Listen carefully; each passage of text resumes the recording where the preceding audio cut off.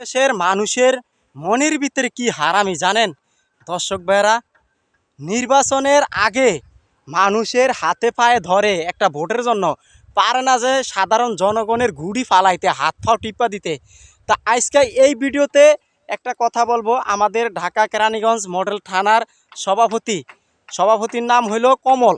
মানে সে এই আপনার ইয়ার জন্য এই যে গয়েশ্বর বাবু চন্দ্রর লিগা খাটছে, মানে নেতা। তো সেও দাঁড়াইছে, সে হইল বিএনপির পার্টি। তো এই যাই হোক, ভোট হয়ে গেছে, নির্বাচন শেষ। এরপরে নির্বাচনের পরে 20-25 দিন পরে এরপরে মানে সাধারণ জনগণকে কিছু খাদ্য বিতরণ করতে আসে। তো আমার এক আত্মীয় স্বজন গেছে, মানে একবারে নিরীহ। সে যাওয়ার পরে কইছে ভাই, মানে সে একবারে এলাকারই, মানে একবারে নিরীহ, তার স্বামী নাই। তো সেই নিরীহ মানুষটা গেছে, যাওয়ার পরে কয় ভাই আমাকে কিছু সহযোগিতা করবা না? কয় তুমি কি বিএনপিতে ভোট দিছো, তোমাকে যে আমরা দিব?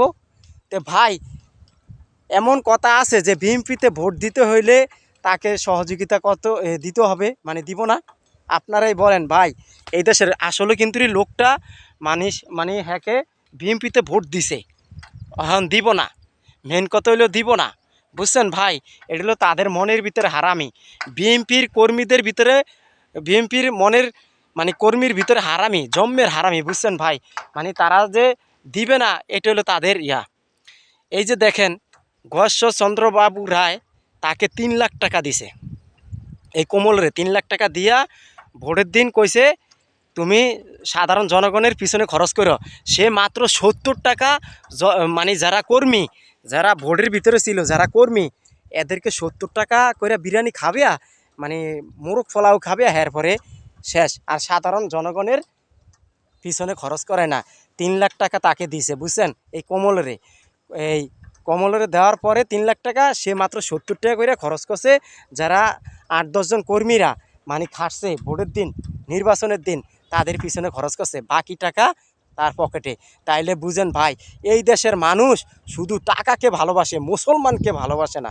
আমি বারবার বলি ভাই, এই দেশের মানুষ হলো টাকা সোতা, টাকা দেয়া যারে যেইভাবে মাইরা খাইতে পারে। তা আসলে এই দেশে আপনি সৎ অন্যায়ের পক্ষে দেখবেন মানুষ বেশি, সত্যের পক্ষে কোনো মানুষ থাকে না, বুঝছেন দর্শক ভাইরা? তা আসলে ভাই, আমরা চাই যে এই দেশে একজন সৎ লোক থাকার উচিত। এদেশে কিন্তু সৎ লোক কেউ কোনোদিন আইতে দিতে পারবে না।